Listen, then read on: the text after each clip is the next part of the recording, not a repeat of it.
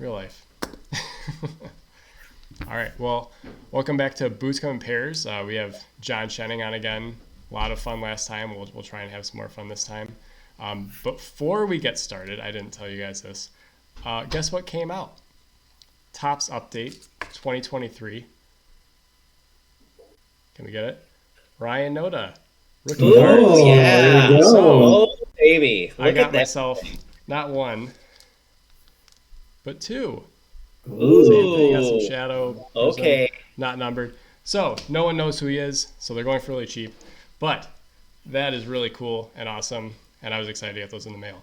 So I think they just came out like 2 or 3 weeks ago. Hopefully, we'll have to reach out soon and have him on and have him talk about his first big league season, just the experience and all that. So maybe I'll reach out in a little bit in a couple months here. Maybe during November. I don't know. I'll reach out to him soon. Yeah. We'll shoot him a text. Once he gets his extension. Yeah, right. right. We need to get signed first. But yeah, it doesn't have any of his big league stats on there, just his minor league stuff. But really cool that we got something in print, and he wasn't in any other sets. So yeah, Topps Update 2023. Not that I would buy cards just to get that. I would just probably buy the card again. But anyways, yeah, going into we gave John a little World Series preview, and now we've seen the culmination of the Rangers winning the World Series. Any thoughts on that? We kind of saw it. We did predict it on this show. We have predicted it. Mm-hmm. That's kind of what we thought would happen. Maybe not in this fashion. I was still surprised the Diamondbacks came back on the Phillies. I mean, that was impressive, especially those last 2 games being in Philly. Texas, though, I hate using this phrase, but getting hot at the right time. But they've been like that all year. They kind of went on those runs, slowed down, went on the runs. I mean, we talked about it in the last time I was on here with Evaldi and Montgomery, and those guys pretty much paved the way. I mean, Evaldi had a rough game 1, but they still won the game. Of course, the most exciting World Series game, I fell asleep in the top of the 9th inning. I woke up to Corey Seager hit a game-winning home run. Okay, cool. Yeah. Or a game-tying home run, and then Garcia hit the game winner. I also fell asleep for that game. So I think I was most impressed how the Rangers, the guys they plugged in for Scherzer and Garcia, just stepped in instantly, which kind of shows you once you get your number called, you got to be ready to go. And that's the good thing about baseball. You don't have to be the star. You don't have to be the guy everyone knows, but the guy, I can't remember his name. I can picture him, but the guy that jumped in for right field had John Schenning. Was that game 4? Had a heck of a game 4. Yep. Like, he was one of the big reasons they won. And then, their bats you knew were going to stay hot. And did you guys talk about how the Diamondbacks just threw their bullpen game? Like, I just felt like that was a punt. Mm-hmm. Yep. Not happy about it. I hate the bullpen game. I think it's useless. It has not worked yet. So until proven otherwise, scrap said bullpen game. Yeah, I mean, like, you try to at least throw a guy 3 innings. Who cares? That's just me. I mean,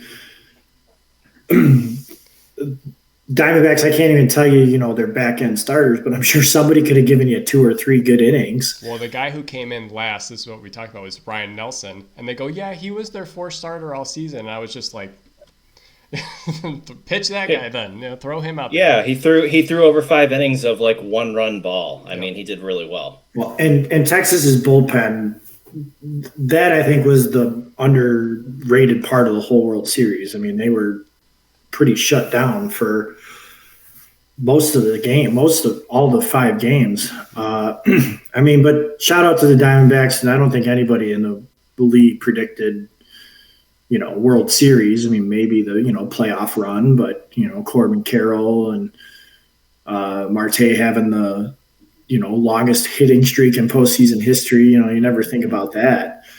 And then in Texas, I completely forgot they had never won a World Series.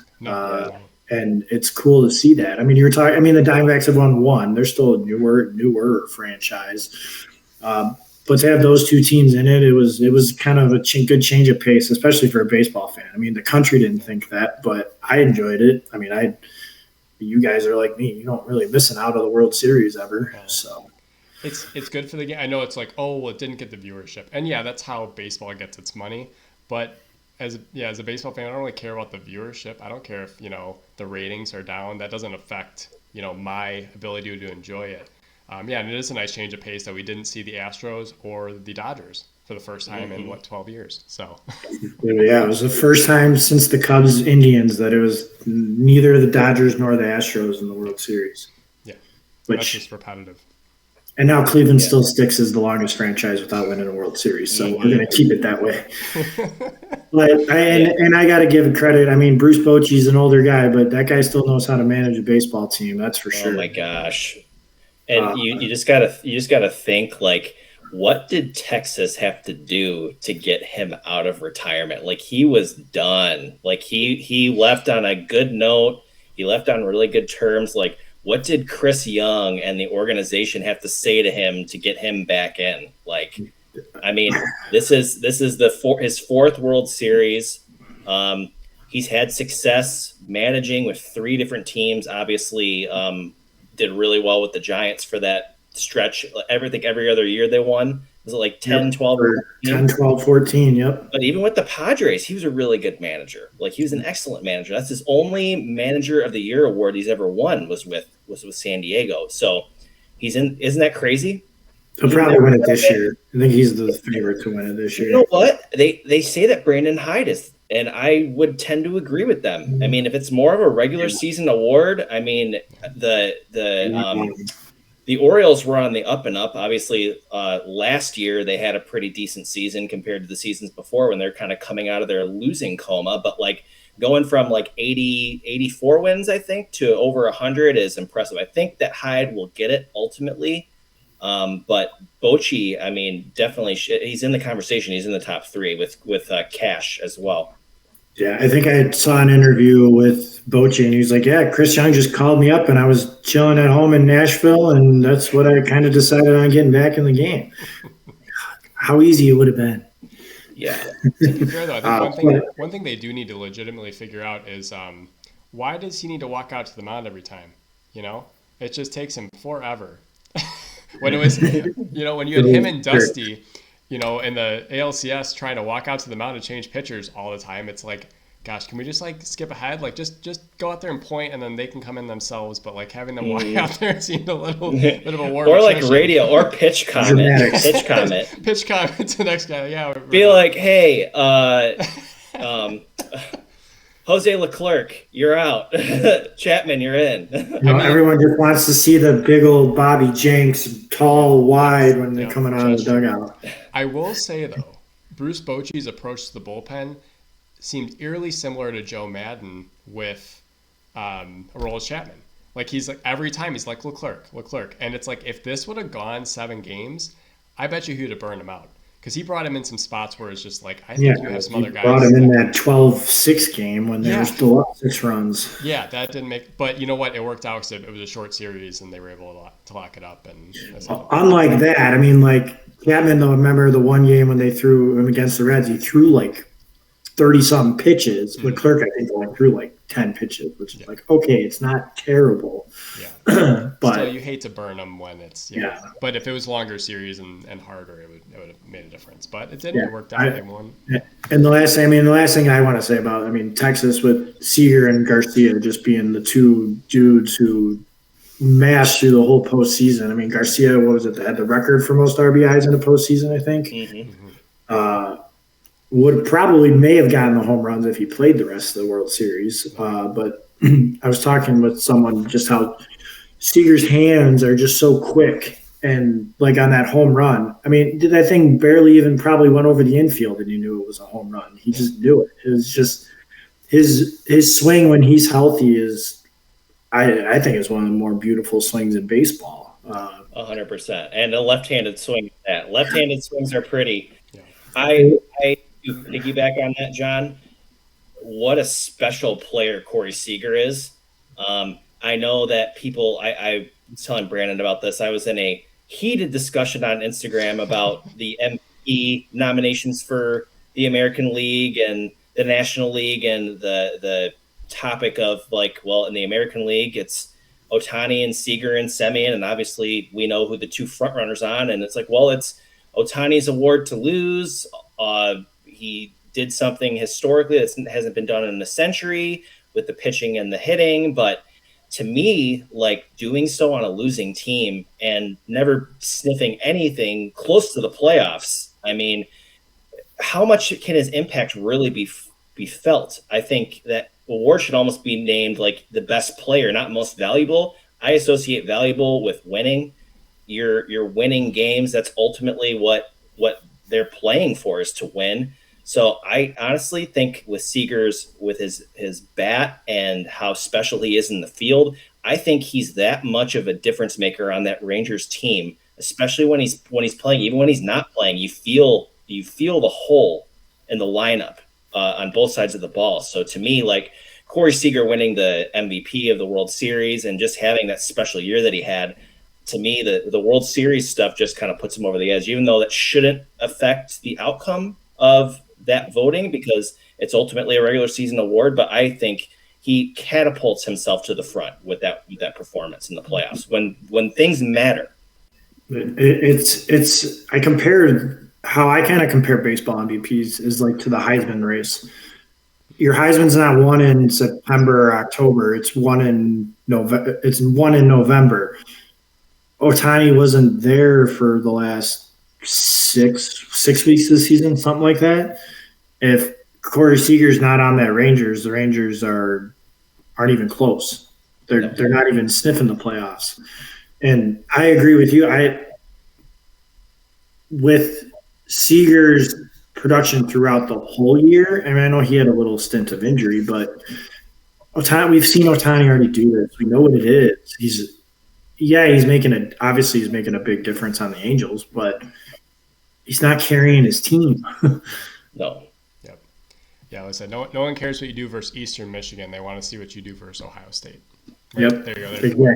Exactly. And Ohtani, I mean, yeah, it sucks that he got hurt, but if he doesn't get hurt, it's a unanimous, in my opinion. But now you have to look at what Seager did through the last, month and a half of this season. Yeah, I don't know. I don't even know who the candidates are for MVP, but to that point, I mean, even for like playoff MVP, I think if Garcia stays healthy through the series, it's possibly him, and there's maybe a little debate. But yeah, once he goes out, I think it's pretty obvious that postseason and World Series MVP was definitely Seager. Yeah. It's Ohtani. It's Ohtani and two Rangers. It's Seager and Semien, and then in the NL, it's Acuna, Betts, and Olsen. Is it Olsen? Okay. Maybe not. Either Olsen or Freeman. Yeah, or Freeman. Okay. I don't think it ultimately matters. Yeah, I didn't know this. Semien played every game of the entire Rangers series, or the whole season. Postseason, every single game. He didn't miss a game. Which is, I love Marcus. Doesn't it hurt, John? Doesn't that Marcus Semien not like that hurts? Well, I mean, it didn't hurt like 5 years ago, but now it hurts. I mean, but he's been solid. I mean, he gets to Oakland. He's excellent. He goes to Toronto for that year. Has his best offensive year ever. Texas. I mean, the first year was the COVID year, so it was just, COVID stuff. And I think last year I had him in fantasy, so I followed him a little more close, and he didn't have the type of year that he was usually having, like especially with the batting average, but he stole more bases. But this year was awesome. Like he was great. You know who they traded Marcus Semien for? Who? Position player or pitcher? Pitcher. Josh Begley. No, James Shields probably, right? Josh Begley was in that trade, but no, they traded Fernando Tatis for Shields. Yeah, they traded that was the Samardzija trade. Oh, oops. Ew. Sharp. Jeffrey. Anyway, I mean, it's congratulations, obviously, to the Rangers, and it was fun watching them. I mean, obviously, you don't get to watch them too much where all three of us are. Yeah.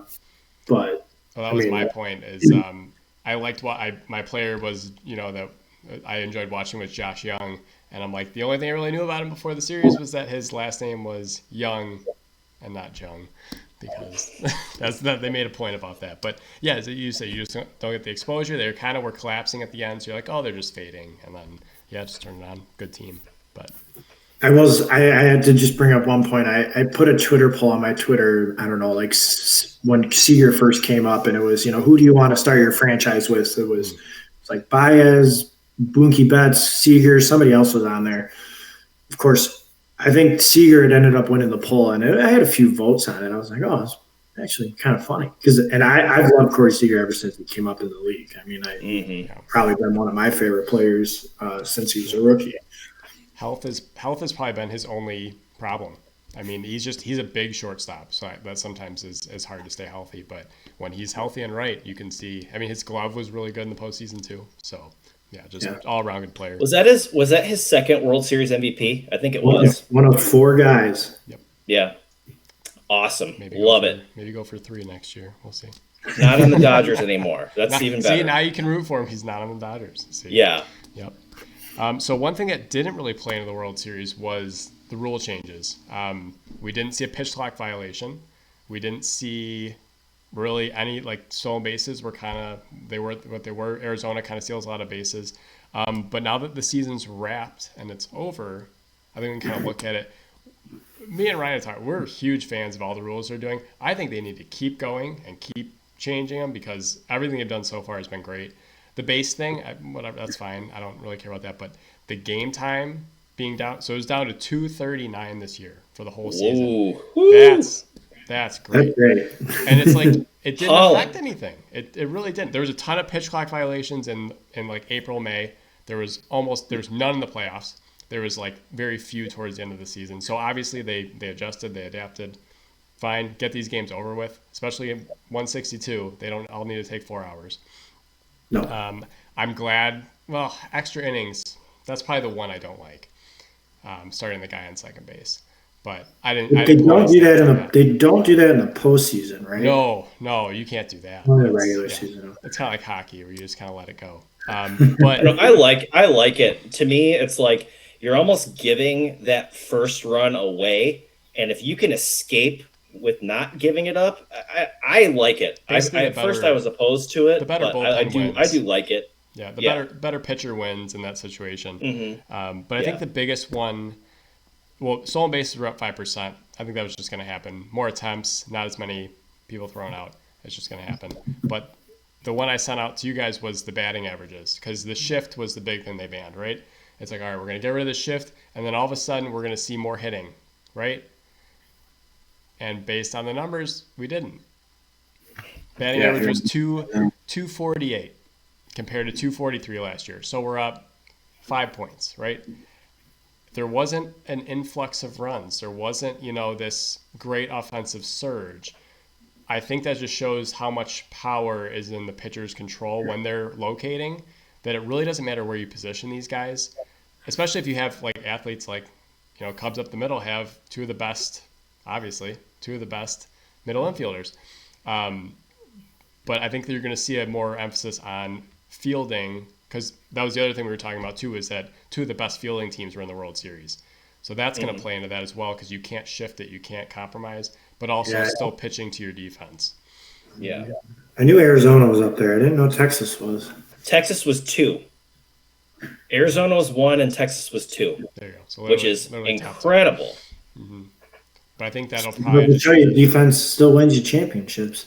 It does. And I mean, I agree with you, Brandon, definitely with the pitching being dominant, but the fielding just shows how incredible that these guys are as athletes, to where it's like you're limiting the amount that the data affects the game, so you can put these guys exactly where the ball is supposed to be.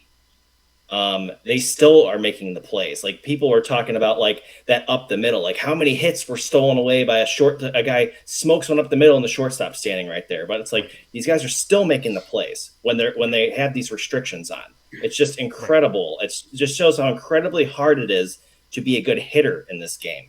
Right. With how insane the defenses are, how insane the athletes are. I mean, we're gonna talk about Gold Gloves a little bit later, but you move a guy like Fernando Tatis from shortstop to outfield, and he was monumentally different and incredible in right field. like the most defensive runs saved in the league in right field. Like the guy just is an incredible athlete to be able to make that position change and do it like at an elite level. It's crazy. Yeah. But I think it's going to force teams too to build around that. I mean, not to pick on your White Sox, John, but like they've gone in 3 seasons now without a second baseman and really no plan at second base. And it's like that can't be your solution anymore because you can't compensate with moving. And actually, I think they're solving their shortstop woes as well by letting they let Tim Anderson go. But Maybe. I don't know who's playing shortstop. Right, no, you don't know, but you'd imagine whoever's going to be there should be a little more defensive improvement. But teams have to address that. They can't just we'll figure it out. Like you have to be solid. You can't just, like I said, compensate with shifting a guy over, moving guys around, or playing to your strengths. Like you need to be solid at both those positions. Yeah, like going back to Ryan's point, Tatsy said, I just looked it up, the 3rd most outfield assists in the National League. And he won the Gold Glove right? Suspended for a little bit. He did. Yeah. He had we can dive into him at a different time, but like he had a crazy year and he was suspended. You forget he was suspended because his numbers were just. Because he could still play in the minor leagues, but he couldn't play in the major leagues. Yeah. Mm-hmm. But his numbers at the major league level were crazy for how many games he played. So, yeah, and the only other stat, I mean, looking at the spreadsheet you sent is, the strikeouts were up a little bit, but the pitch clock, maybe just the hitters not being able to, take time out as much. Like that's probably the only thing I could see maybe skewing things a little bit. But or even the pickoffs, the pitcher can only throw it over. You better pick them off the second time, or else they get a base. I thought that would come into play more than it did, though. Like I really did not see guys taking advantage of he can't throw over again. It kind of kept the game moving because the pitchers knew they couldn't go over there. How many times do they actually pick the guy off? Like when we were in high school, we'd practice the pick. I'm like, let's just not throw it to first because we're going to throw it away, right? Like it's the stupidest play. Like it's a righty picking off the first. He's got his back turned. He's got to flip around. And it's like 9 times out of 10, the only way there's action is if we throw it away. So why do we just step off? If you want to step off, that's fine. But don't throw the ball. I mean, pros can do it, but No, and you're not wrong. It definitely sped up the game. I mean, I just remember, out of the few games I went to, it's like, holy cow, it's already in the 7th inning. What? Yep. Yeah, great change of pace. And really, hitters calling a timeout. Again, we watched a lot of Oakland A baseball. Ryan would literally take his timeout, and they knew it's coming. He'd wait till 9 seconds, time. Every single time, because he'd always draw out his at-bats. He took a lot of walks. But it's like, everybody was doing that. It's like you get to 2 strikes, you get in the spot where you're going to call your timeout, and they know it's coming. The pitcher knows you're going to do it. He doesn't even get in his windup. He's like, yep, just call it. So I think that it kind of worked, for both sides because they play the game. They're all playing games with each other. Some pitchers get right in there. Montgomery literally waited till 1 second left to start every single time. He's so comfortable with it, but he does. He plays the game and just uses the clock to his advantage. And I think that's what you're seeing more, but it doesn't delay the game. It just enhances it. It's a little more of a cat and mouse sometimes, Yep. The head games. Yep, and that's what baseball. That's all about the head game, but it's without the. I've seen it a couple of times. The Joe West, Madison Bumgarner stare down. We don't need that anymore. We don't need the let's just stare and wait, and then I'm gonna call timeout because you take too long to deliver the pitch. So everyone knows. Those are egos. Those are egos getting in the way. Yeah, I think all the rule changes were good for the game. What would you guys mean, or when you guys said there needs to be more going forward? What did you mean on those ones? I think there's just, whatever they have coming down the pipe would be great. My big point a couple weeks ago was the check swing. Why do we just rely on the umpire to he's looking for so many things, and then he's like, oh yeah, did he go? And he's like, oh yeah, or no, or just he's reading the situation. So it's like, why can't we extend replay to those? Why can't we extend replay to situations where that ball that Jose Abreu took, it was in front of the first base bag. The first base umpire called it foul. Yeah. Home plate umpire's like, no, it's my ball. It's whatever, and he overrid it. But it's like, why can we not review that? It was clearly a fair ball. Mm-hmm. It was clearly an out.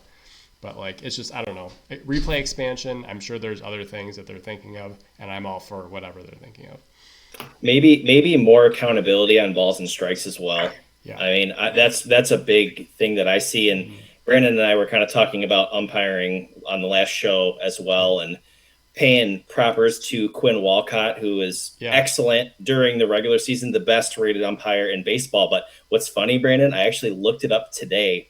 That game that we were raving about, like that was actually like his second or third worst performance of the year. And they said there were some blown calls in that game, but like I think he was like at a like 91% like called strike percentage, which is still great, but like the guy was consistently in the mid to high 90s throughout the year. So if you're comparing him to guys like CB Buckner and Joe West and our boy Angel, I mean, he's the best. He's Jesus reincarnated behind the plate, but under the standard that he holds for himself, like that was one of his worst performances, and we thought it was really good. So that just goes to show like how good guys can be, but they also need to be held accountable. It's like, hey, you guys are seeing this, you're thinking it's great, but really here's the numbers behind it, and here's where it was. It's just like anything at all of our jobs and all of our work. We're held accountable for calls that we make, decisions that we make, things that we do, and I don't think umpiring and officiating should be any different. Yeah, what number umpire is he? Because that's gonna be my next jersey. Yeah. Jersey. Yes, I'm here to root for the umpires. But I got the Q-Dub special. Yeah, I always kind of like the human aspect almost a little bit towards a baseball game. I mean, that's just I'm a little old school that way, but I know what you're saying about the balls and strikes. I mean, I know it was what game was it? It was the ball to low in game 3. That was. I don't remember what game. It might have been game 4. It was whoever was closing it out for I don't remember what. But there was a slider that was legitimately perfect on the outside corner, and it was a ball, and then it was 3-1 or something, or 3-0, and there was a fastball that wasn't even near the edge, and the umpire called a strike, and that whoever it was struck out or flew out. It's like that was game 3. That was Brandon Lowe. Like he was okay, like, that was it. Oh, it's a strike. No, okay, and then he walked, but it was literally over. Nate Lowe. Sorry. Nathaniel Lowe. But it was literally over the middle of the plate. Everyone's just like, nah, I don't. Yeah, because it was a Ranger. It was the clerk pitching, and it was a slider. That's the one I remember. I just don't remember. Don't remember what game it was. Whatever, it was probably game. I don't remember. Game 3 was the really bad. Yeah. Behind the home plate. It was just like, oh, that's a strike.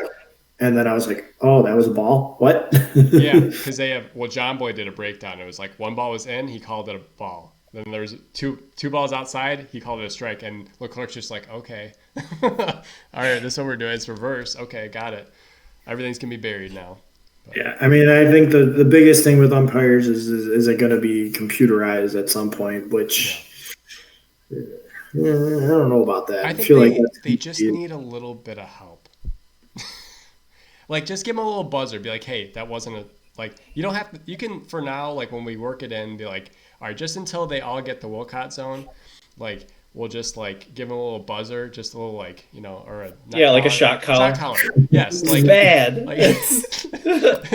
Like, oh, well, yes, and I think somebody, I hate to say it was probably someone, and might have been one of the Barstool people, and was like, why don't we give these umpires a buzzer when they miss a ball that bad that they need to change your call?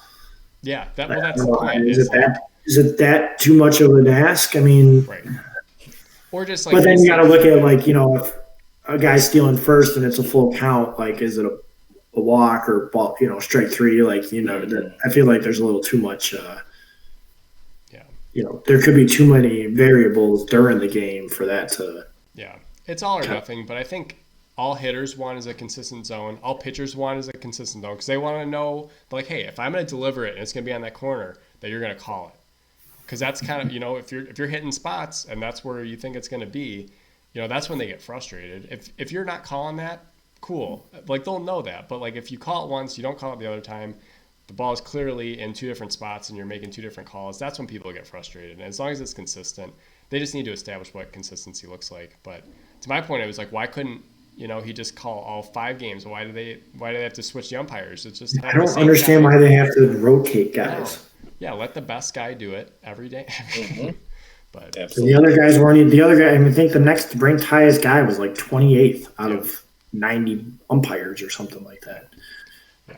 Well, speaking of letting the best guy do the job, I don't know how it's taken us this long to get to this, but the Cubs are winning the World Series next year because Craig Counsell is now their manager. Right? We're throwing the parade tomorrow. No, I don't know. They got some more work to do. But, like, talk about it on a left field.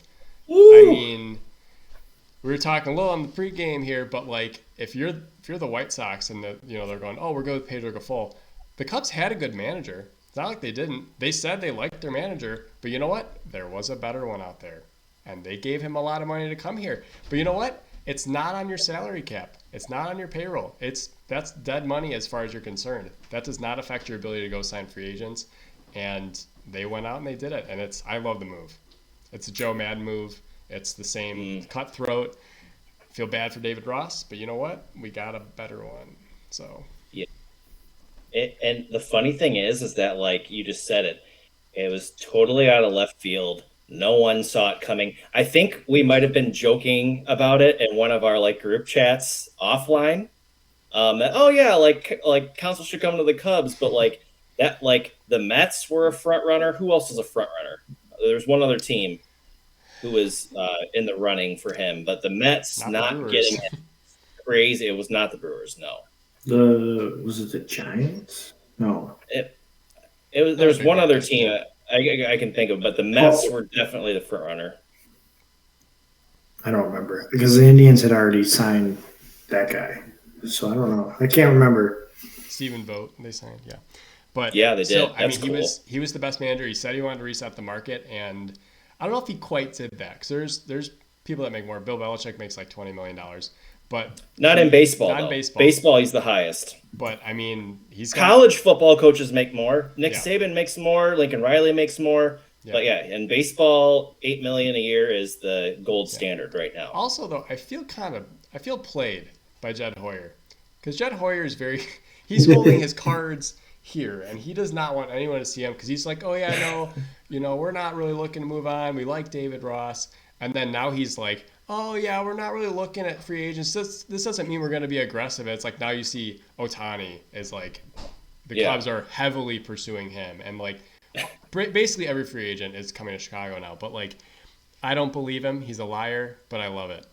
You can lie to me more. Lie to me, Jed. I don't care. Just do it. But. Whisper sweet nothings into my ear, Jed. Well, and that's the thing. The Cubs – they got their guy. And yeah, here me sitting over as a Southside fan and going, probably one of the best managers is sitting out in the pool and you're not even going to attempt anything. I mean, the guy you hired to be your, not savior, but your guy to be the guy going forward who lost 100 plus games. Yeah. And the guy who's taken a team with less of a payroll than the White Sox, nowhere near the stars like Luis Roberts been this year, at least in the last couple of years for the Brewers. Well, I mean, Yelich had a couple good years, but but MVP years. Yeah. But Counsell turned that franchise towards the better run. I mean, one thing I heard was the Cubs' payroll last year was $191 million. The Brewers was $120. So you're talking about a $70 million gap on a team that wasn't even competing. And then you're going to go into next year and actually compete and actually put a roster together. Because they said, we're like, yeah, we're one year away. And they exceeded expectations. That's why Craig Counsell's in Chicago. He's tired of this penny pinching, we're only going to get one player at a time thing. Christian Yelich, bless his soul, is not an MVP anymore. He's a overpaid leadoff hitter, and he's good at it. But like, he's not hitting 40 homers anymore. He lost ever since that knee injury. He's been, abysmal with his power numbers. So like Yeah. he's like, you know what? Didn't he broke his kneecap? Yeah. A foul ball. Yeah. Yeah. Shot one That was, straight down. and he was having a better season than his MVP season. Yeah. Yeah, that was right at And, the end. That was going into their nasty. playoff push, and then. But you know what? Counsell did so much for that organization. Did a lot with nothing, and I think he's ready to, hey, let's go to a team that's actually going to spend some money. And I still think Brewers fans were quick to jump the gun on like blaming a lot of stuff on him too. Yeah. Yep. Yeah. But But if you're Chris Getz and you're sitting there and you have the last regime's manager, are you going, yeah, you know what? I want Pedro Grifol. I can't imagine. Again, there's so many other guys out there. You want your team doing this though, John, right? You want them to be like, we're gonna be bold, we're gonna be cutthroat, and let's just make the right moves. You're not wrong. I mean, yeah, there needs to be some bold moves done. At the end of the day, do I really think it's going to matter who's managing next season? Maybe to a certain extent, but at a time right now, probably not. But you almost take a step forward without even making any moves besides your new manager. Like you get a new manager and a guy that's been there, done that, and turned a franchise around into playoff contenders every year. You get the different mindset. Now you're going in the same mindset of this next year saying, okay, well, we got rid of TA. Liam Hendricks probably isn't on the team. Eloy Moncada, someone's gone out of that handful. Like you're just coming in with the same mindset as last year, unless you flip your whole entire roster around. Well, Chris Getz hates the White Sox. He said it. We have that He documented. didn't like the team.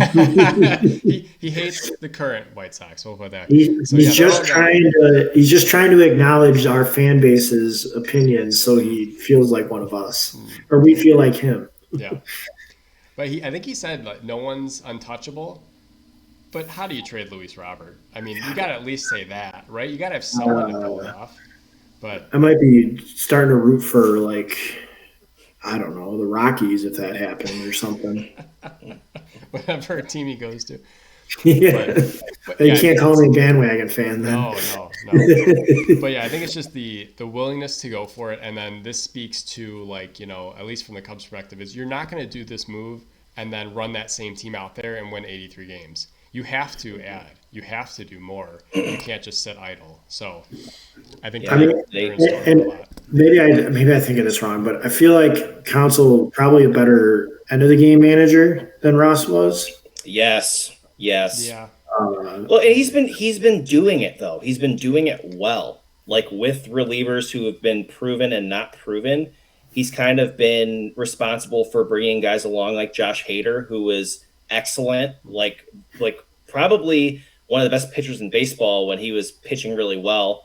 Devin Williams has been nasty and all that. I think he's a way better end of game manager for sure. To me, this is just a big thank you, Brewers. Thank you for not treating this guy the way he deserves to be treated, providing him with talent. Guys, Craig Counsell has been with that organization as a player, executive, or manager for almost 20 years. 17 years he's been with that organization. That team has gone to the playoffs 9 times since they've been the Brewers, and he's responsible for 5 of those appearances. Yep. They were a game away from they should have been in the World Series in 18. They should have been. And he's the franchise leader in wins as a manager with over 700. How can you even with nothing? They went out and got Yelich, which is props to them. They signed him when he was a really good player, and he kind of became a superstar with them before he got hurt, but really doing nothing else. They drafted Corbin Burns. They drafted, or maybe I know they brought them Burns and Woodruff up through the minor leagues. And Devin Williams. I don't know if they drafted those 2 guys. I'm pretty sure they drafted Woodruff. And I'm pretty sure they drafted Burns too. So, but I don't know, to not go out and help this guy. He knows how to manage. He knows how to win. He's got 2 World Series titles as a player. He's been in winning organizations. He knows your franchise, and they just dismissed him. They never appreciated what they had. They were trying to thread the needle, have all this homegrown talent, bring them a World Series, and it just never worked. But yeah, they pick on him for the bullpen decisions, down the stretch or in the playoffs. But you know what? If you get those right, you're a genius. If you get them wrong, you're an idiot. And I think it's just, you got to give them the tools to do it. They always had a closer, and then they accuse him of overusing the closer. It's like, well, then get us another. Who do you want? You want Piamps in there? You want these? The closer's got one job. Yeah, you want these nobodies in there that you've glued this thing together with. I don't know. I don't get it. Yeah, you're right. He's the best manager they've had. Before 2008, they hadn't made the playoffs in 30 years, and it's like, all right, now you've made it 5 out of the last 6, I think. They've won 3 straight Central Division titles. This is your best manager, and to let him walk and be like, oh no, we'll be fine. It's like, that's just maybe next year they'll be fine, but going forward, if they don't get this next move right, it's going to be just the same. They're not going to win. You're just not going to win. And they'll be out of Milwaukee in 2 years anyway. So yeah. But maybe this is their long game. Yeah. I mean, it's a splash of a hire, and I couldn't even. When I read it, I was like, I thought it was a joke at first. I saw it on Twitter, and I was like, oh, it's legitimately Ken Rosenthal. Yeah, Rosenthal reported it. It's like, whoa, and then Jeff Passan comes in, whoa. Yeah, because I saw it. It was right after it said he denied the Mets, and then it was 20 minutes later Rosenthal had tweeted about it, and I was like, wait. What? My 2 thoughts were I'm floored, and then I'm like, this is hilarious. This is so funny because it's just what are you gonna do? There's nothing to hold on. It's we literally just took, and everyone in baseball is like, yeah, this is the best manager in baseball. This is the guy you want to get. This is Joe Madden. Somebody tweeted, I don't remember who it was, but it was, Craig Counsell's finally gonna know what it feels like to manage a home team in Milwaukee. With the Cubs. Well, it's just, again, I think that's announcing that the Cubs are trying to be relevant again, which is good for them. It's a positive thing. I mean, it's a domino effect.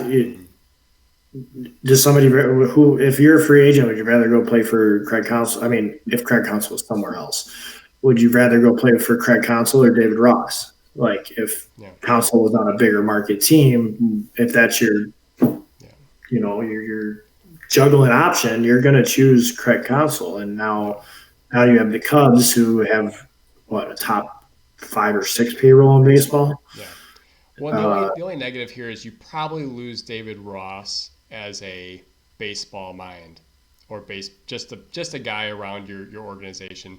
He's not going to go back to you, but you sacrifice that again for the greater good of this. And the Rick Renteria treatment. Oh, 100%. It feels exactly like that, except I feel like David Ross is a little more high profile, but he had never managed before. Yeah, that's true. And I actually thought maybe David Ross would go just jump right into a front office kind of gig, but I'm sure he probably still wants to manage somewhere. Oh yeah, he's got the itch now.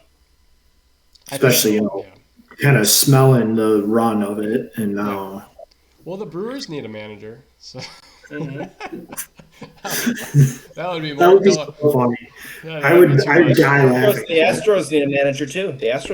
I was thinking that earlier today when I was thinking about saying stuff tonight. I was like, I wonder if the Astros have any interest in that. That would be a good spot for him because that's an established team, and he would just need to be there. Like Dusty, he did a lot there, but at the same time, that team was ready to win.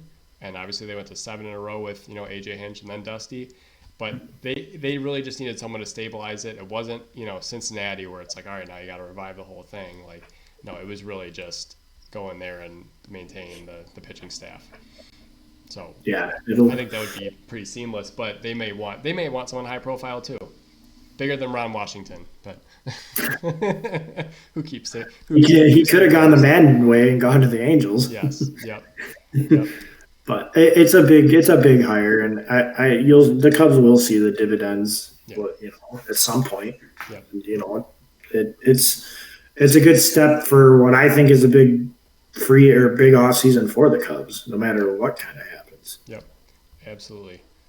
But yeah, moving on. I mean, so also speaking of the foundation they have, we can move on to the Gold Glove categories. We called this too. First couple episodes, we were like, I think I think the Nico Horner prediction was a little more like bullish, but I'm ecstatic that he got it. I mean, he down the stretch he was a little shaky, but that's fine. So Dansby and Nico both with Gold Gloves. That was one of like 4 or 5 combos that have won up the middle. I think the last Cubs second baseman to win Gold Glove, Darwin DB. Barney. So, but I think Nico Horner is a much better player than him, and it won't be a barroom trivia question anymore. But any snubs in there that you saw? For me, there's one for sure. But anyone you thought that got it? I know shortstop for the AL was contested. They thought Correa should have won, but that's not the snub I'm thinking of. But any snubs for your eyes on the Gold Gloves? It's hard for me to say. I mean, all the guys that won it, I said, okay. I mean, I don't really have a better person. I mean, Kiermaier had an unreal year. I mean, the only other guy because I think the other 2 finalists were Julio and Robert, I think, for center field. I mean, he could have gone to either one of them, but I mean, Kiermaier was more. I feel like if Kiermaier plays 100 plus games in a year, he's going to win it. He's that much better than everybody else. Yep, that's exactly what I was going to say. If Robert has to qualify.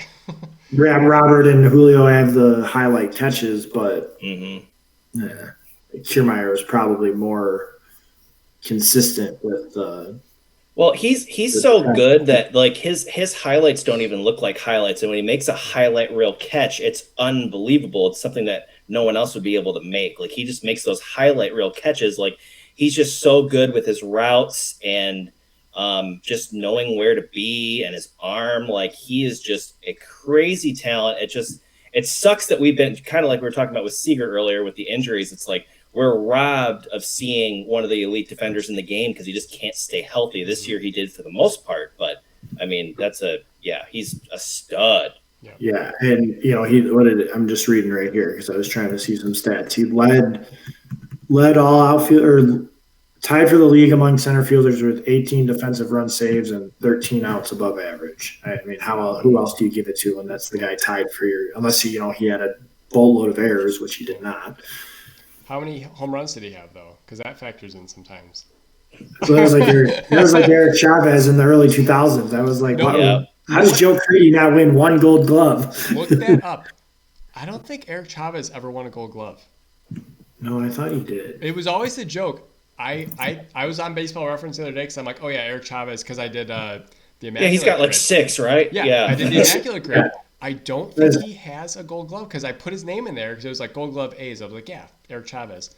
Says Chavez won 6 consecutive Gold Gloves from 2001 to 2000. Maybe it's Silver Slugger. I don't know. It was probably Silver Slugger. So I was just like, okay. You got to go to Baseball Reference. Baseball Reference is the spot where you. Because I just remember being like, Joe Creedy never won a Gold Glove because Eric Chavez had like 30 home runs every year. Give me a break. You think Joe Creedy should have won a Gold? Why? I'm just like those are the only guys that like back in the day, like because Joe Creedy was too slow to his right that he had to flop over for everything. That's why he should have won a Gold Glove. I'm just kidding. I'm just being funny. Did Juan Uribe win it too for being? No, too God, slow? that guy was the slowest shortstop in the history of shortstop. Except I still don't know how he made that catch in the World Series. I don't know if there's necessarily anyone I think for snubs, but what I've been seeing on social media, a lot of people think that like Bryson Stott was a snub, but that was like better, like winning it over Nico. I don't think that should have happened. And then people said Lindor over Swanson, but it's like if you look at the numbers, Swanson is better in every single category, and he's even better in the categories that are like that go deeper. Like he's going to win the Platinum Glove. They don't just give that to people. I would say Correa for sure. For me, Volpe had a nice season, but Correa was elite. That was the best part of his game. Did Correa play enough? I know he played enough to qualify, obviously, but I think that's the difference is just playing the games and like the chances and the opportunity. That's why I'm okay with Correa not winning because he was out for a while. But to Dansby, I mean, it's a little biased because, I watched a lot of Cubs games this year and, we were at a lot of games. But there's certain things that I watch, like when we actually go to the games. I was not watching the pitchers. I was watching Dan's because it was so much fun just to watch him go through his routine. And then like Nico would talk about just, how he has the timing down to first so well that he knows when, okay, I got to speed this throw up. Okay, no, I have time. I'm just going to make the throw and it'll be there in the exact time it needs to be.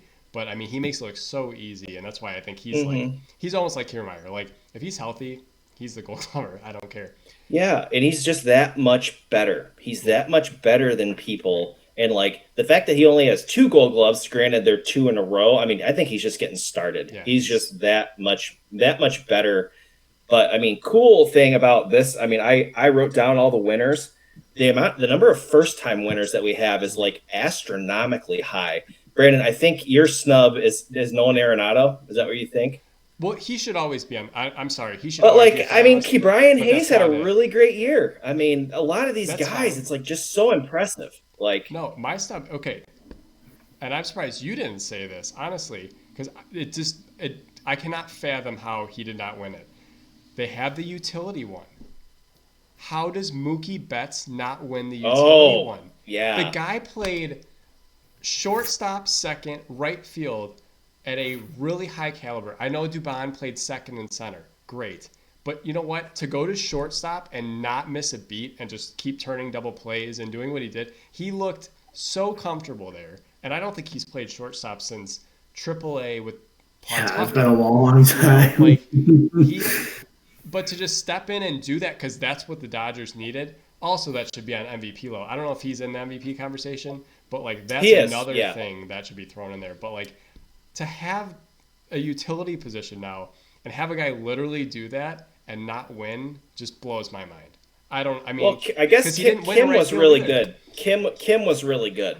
That's fine. So that's fine, but I don't know, because he was in second place in right field too. So he was like in the conversation of both and won neither. I'm like, yeah, well, again, you got like I have not looked at Kim's stats, but I'm assuming they had Kim winning the utility position for a reason. I know he played second, third, and short, but like he didn't win right because Tatis was so much better. Like he had a historic year, especially after a position change.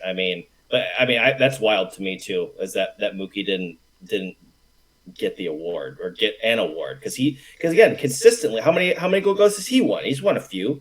Yeah. And now you have the He's extra one of the one best. you have the extra utility spot for guys that play multiple positions, and like I said, I just thought it was clear cut. But Michael Young's probably like, why didn't they have this when I was around? Right. well, he was one of the He played like everywhere. Yeah. He did. I love Michael Young was my dude back in the day. He was my favorite player. I loved Michael Young. Yeah, Did you guys have the Gold Gloves? They're just. I feel like the Gold Glove. It's still obviously a higher award for a player, but I feel like they were almost kind of more sought after like 10, 15 years ago. Like I feel like the Gold Glove's kind of gone down a little bit. It's like everyone wants the Silver Slugger one now instead of the Gold Glove. Mm-hmm. But you see some of these guys that some of these utility guys who are playing 5 or 6 different positions, and they're not making all these errors, and they're still playing at an elite defensive position. And going back to what we said in the beginning of this episode, number 1 and 2 defensive teams in the league, and look at it. Yeah, I mean, I think they have a team award too, right? I don't know. It might. I'm not sure. It's also just because, again, Ryan, you were talking about, voting for MVP, and it's like some of these things are so finite, they're not subjective. Like, who's the best fielder it's pretty clear cut. Who's the Silver Slugger? Well, it's whoever had the highest batting average and qualified for at bat. So it's really not about voting and debate. It's really just about who the best is. And I think declaring it is a cool feat. And a lot of these guys do take pride in it. It is why you play out the 162, because, again, only one team wins the World Series. And not a lot of teams make the playoffs. So there is incentive to do that and kind of hang your hat on that. Actually, something that, and you could see it with his defensive play at first, but something that Ryan said, he's like, Ryan Noda, not Ryan, our Ryan, but he's like, I want to win a Gold Glove. It's like, well, he's making the strides. And he was he had a couple weird spots during the season, but he was a good defensive first baseman. And I think that speaks volumes for teams. So especially going forward, you need a rocket. Ask the Brewers. what not having a first baseman looks like for the last 10 years. Like legit though. Like I mean, it's just or Why is your first baseman? That's not good. Or your White Sox. Like not having a good defensive first baseman changes the way the way that guys throw to first base. It changes the way pitchers pick off. They're not comfortable. And the White Sox never had an elite first baseman at defensive end. Yeah, Konerko was okay. He was never great. He was okay. I mean, his receiving the ball was fine, but fielding the ball, I mean, same with Abreu. I feel like Abreu's kind of. I mean, they're all kind of. They've been the same way since Konerko started the last 23 years. Like Abreu, Vaughn. Well, Vaughn's got better range probably, but. Was there anybody on the Gold Glove list from either league who like really intrigues you? Like a guy who you saw maybe play a couple times, or just someone who jumped off the page to you? I have a guy in mind, but I'll let you guys go first. I can read them. I can let you know. I know my AL guys. I don't know my NL guys all that well. Yeah. So you got. I got it here. Yeah, you got Horner, you got Gabby Moreno, Horner, Walker, Swanson, Hayes, Zach Wheeler, Happ. Yeah, that's an interesting one. Yeah, I mean, out of the games I saw him play, I mean, Moreno was. Christian Walker for the D-backs. Yeah, I remember watching Moreno play earlier and being like, before the postseason, and be like, this guy's got a chance to be a legit catcher for the next couple of years. He was a dude.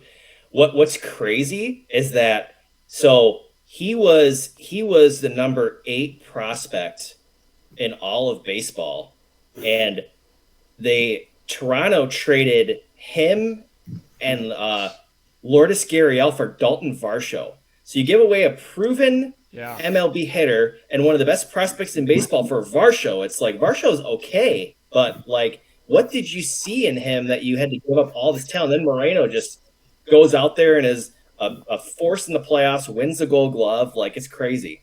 Yeah, and the Blue Jays at the time were stocked with catchers, and now they probably they traded their best possible. And dude, he's 23. That's a name that, at least in the NL, it sticks out to me, being like, okay, this guy was legit every time I saw him behind the plate. That's a good one. I think an interesting one is Jonah Heim. Because Mitch Garver also hit really well down the stretch, and I think they just declined his option. They did. Yes, the Rangers did. Yes. So Mitch Garver's gone, and he's a good piece. But they're like, we have a better catcher now. He's obviously played Gold Glove, but like I think that's an interesting situation where you have two guys who are actually doing the job really well, and you're just picking the better one. So yeah, the fact that he actually won the Gold Glove is cool. Mm-hmm. My player, and I knew his name, but he didn't come onto my radar until the Cubs played them a couple times down the stretch, is Brenton Doyle from the Rockies, the center fielder. That dude can fly, and he has a freaking cannon for an arm. Like, that guy, like, he's 25, but he really impressed me. I'm like, who the heck is this guy? Like, he is all over the place, making plays. Him and then Ezekiel Tovar, who was their shortstop, was actually like second place in the Gold Glove voting, second or third, but he was top 3. He was behind Dansby, but they said many of his numbers were better than Swanson. But yeah, that Brenton Doyle to me was like super impressive. I'm like, and I don't watch the Rockies play. I've never been to Coors Field. I didn't know they televised Rockies games actually. So that's interesting. I didn't know they had this footage. Who knew that they were actually doing these things? But like watching him play at the end of the season, I'm like, okay, this guy's cool. This guy's fun to watch. And then I see him like in the Gold Glove finalist for center field. I'm like, okay, cool. And then he wins. I'm like, wow, like super cool. Just not someone I was expecting to even like, not someone who was on my radar, but like just cool to watch him play. And it's like, all right, it's fun to watch these cool young players and just doing things really well. To your point, that it's something for these guys to play for, even if they're not on a good team. There's still something to play. There's always, all these games matter to somebody. There's always someone getting looked for a reason, even on these really bad teams. So, and then again, these guys are young, and maybe they'll be part of the next wave. Yeah, absolutely. All right. Well, we'll wrap up with something that Ryan sent out today, which is interesting. The City Connect jerseys. Ryan has his favorite. I have the one that's correct. He can say whatever he wants, but there's one of them that is superior, and there's a reason. The reason behind my madness here.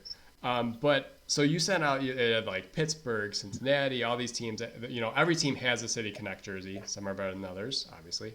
But go ahead, Ryan. What's your favorite one and why? I mean, it's pretty hard for me to pick, but I remember when the uniforms were revealed, and then I was actually in this place with my wife, with Leah, and they had these jerseys on when they were playing. They were playing against the Mets, but it's the Reds. The Reds, that black with the Cincy, the red Cincy outline, and the C on the cap and the helmets. Like, it's just a slick uniform, even on a hot day. I mean, it's just slick and cool and clean. And yeah, I mean, there's a lot of, like, I think Pittsburgh City Connect is super cool as well. I love the colors. They kind of have like a color rush helmet and uniform where the black and the yellow kind of bleed together. But for me, it's Cincinnati. Cincinnati's is standout. But there's a lot of really cool ones. I mean, the Rangers have a pretty interesting, cool one. Baltimore is pretty cool. The Cubs is cool, but there's San Diego is definitely the worst. Thank you. Somebody agrees with me. Thank you. Hate those jerseys. Ryan, those aren't Cincy for sure. Those aren't their City Connect. That's the Autism Speaks thing. Oh, they're trying to do all the colors and the puzzle pieces, right? That's yeah. what that is. They're not, okay. It's a foundational piece. It's not a City Connect. No. The San Diego pink and green is definitely their City Connect jersey. Yeah, I'm not a fan of that one. I know John's probably biased. I know which one yours probably is. Probably the one. No. So I actually had to look up because I was like, God, there's some teams I remember being like, which ones are good, and I wish the Rockies colors were different with the mountains. Oh yeah, the green. Yeah. Yeah. I like the aspect of it. I'm kind of like Ryan with the colors. Like, I like how the Braves did it with their colors because it's kind of like the old school Braves one. But I mean, there's nothing really special about the jersey. But I mean, I don't know how you guys feel. Even my brother-in-law, who's a Tigers fan, does think the socks with the pinstripes with the black and the lettering. That's just a super crisp jersey, and I'm glad they didn't mess that one up. But where's the other ones?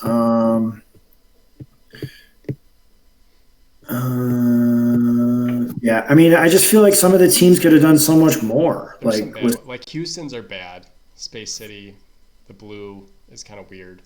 I like the Wrigleyville aspect, but I felt like they could have done more too. Like what they did with the blue is there's almost like too much blue in it. Yeah. I mean, I do like the Brewers too with the colors with the light baby blue. But the logo's weird. The Brew Crew, they probably could have done a little better too. But I'm just glad someone agrees with me about the Padres because ESPN ranks the Rockies as number 1. This was an article back in June. They ranked Colorado as being 1. I'm like, what? I can't remember. What did the Rockies one look like?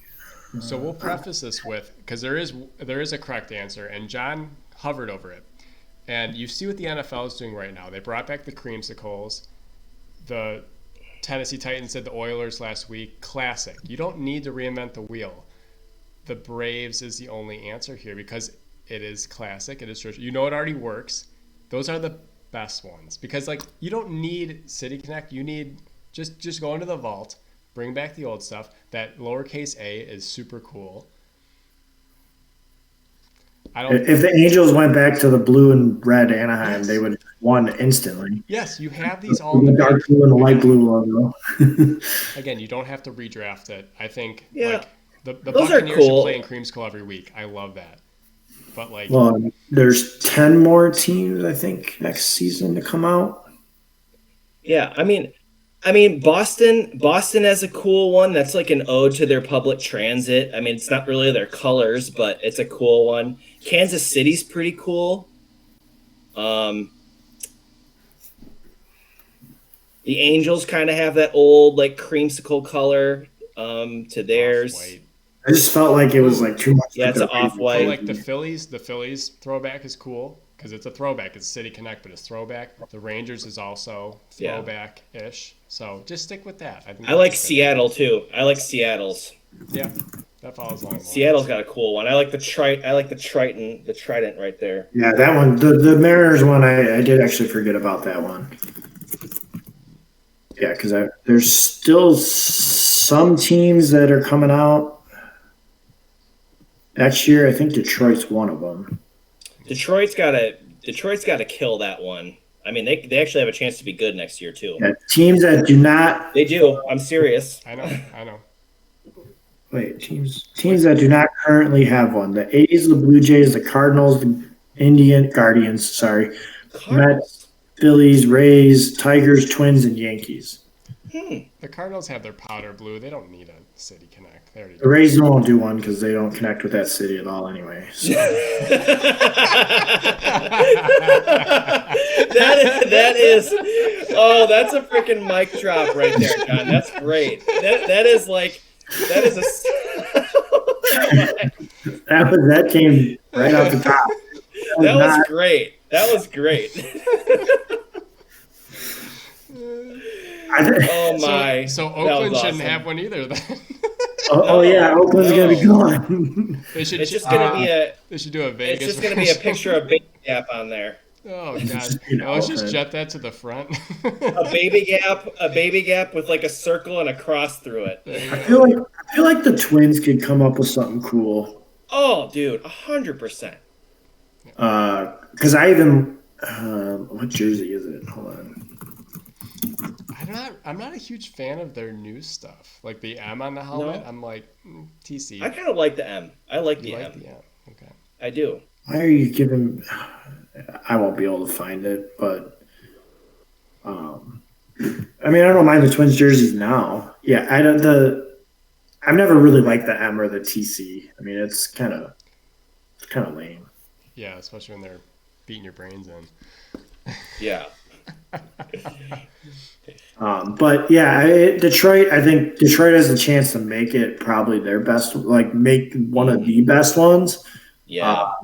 Toronto. I mean, I don't really know what you do with that. Toronto could be really cool too. I mean, like I think their logo is sweet. Anyways, I love all the stuff they do with the maple leaf and the stuff that they do with the Blue Jay. They have cool colors as well.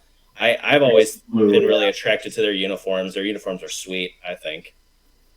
Yeah, it'll be interesting. I mean, I think most of those teams should have one come next season because it's about like 10 apiece for the last couple of years to come out. Yeah. It's just interesting that Colorado's one on that list and they don't even have a television audience. So I didn't know they had TVs there. They messed up the colors. I don't know what the green. I mean, maybe Denver. Yeah, the greens. Denver's a desert unless you're in the mountains. Apparently, they're colorblind in both Colorado and San Diego. Who knew? Yeah. Well, I think at least we can all agree, San Diego. Yeah. Well, that's a great place to leave. They don't connect to that city at all. No. That was great. And yes. In the words of John Schenning, you don't get a City Connect jersey if you don't connect with the city. They're not even in Tampa. They're in St. Petersburg. Anyway. Oh, I think we need to rename the podcast. Yeah. At this point. Oh gosh. Well, that's fantastic. And that's why we have John on, because we enjoy the candor and whatever else is going to come from. Hopefully the next time there'll be there'll be a little bit more free agent news and stuff like that. Yeah, we'll be able to figure out how many guys Chris Getz really doesn't like, and then we can. Well, here's my thing, because you asked me about it earlier. I'm okay with the Hendricks being let go. They may sign him for something cheaper because they don't know if he won't be able to pitch until June, I don't think. Yeah. The Anderson thing throws me off because, one, they don't have a shortstop. if you use that money to go after a bullpen guy, a starting pitcher, then I see it worth it. But if you don't use that money for a legitimate reason, then why didn't you just keep him? Because as we talked about it on our last time I was on here, you keep Anderson for those 3-4 months. He has a good year. You can flip him at the deadline. That was kind of how I thought about it. Not so much, well, if he has a good year, they're going to sign him. No, they're not going to. One good year out of the last 3 is not going to change your thing. You know, you're not Bellinger, who had one bad year, got signed, and now had a great year, which shows he's still that guy. Not that guy, but like he's still that capable of. I don't know who's going to play shortstop. That's all I'm kind of wondering now. And I don't think you need to rush Montgomery because rush him, 2035 is the next time you hear me talk about the White Sox. I mean, 2 thoughts there, because you bring up a good point. Like, you know, they better use that money to sign somebody else. There's no salary cap in baseball. They still have that money. They would have had it if they kept Tim Anderson. I always forget about that. Yeah. And 2, if you keep Tim Anderson, you still don't have a shortstop.